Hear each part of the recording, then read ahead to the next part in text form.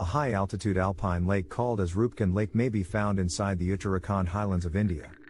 Although however the lake is bordered by the stunning natural splendor of the snow-capped Himalayas. It is most known for the hundreds of human bones that have been discovered scattered along the edge of its waters.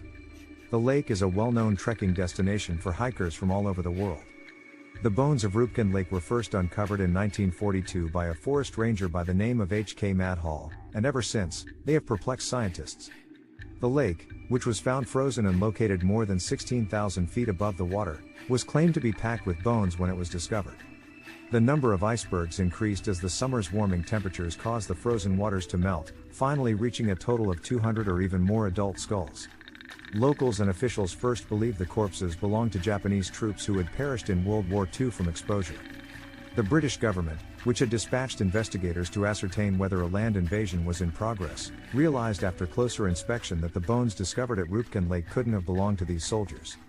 The Japanese soldier notion was disproved when it was discovered that the bones in issue were simply not that young, in spite of signs of hair and even skin being seen on the skeletons, which stayed well preserved owing to the chilly, arid Himalayan air. Maybe the most intriguing finding in Roopkund Lake? Several hits to the head were the cause of death. In contrast to those created by forceful trauma brought on by a weapon, all of the skulls discovered in the watery tomb displayed short, deep cracks that were most likely generated by something smaller and spherical. These shoulder-level injuries were also seen on the upper bodies of the skeletons under examination, indicating that the strikes were administered from above the body. Despite appearing strange, this answer is completely reasonable. A heavy hailstorm may undoubtedly result in head damage severe enough to cause death when hiking across a valley with no place to take refuge.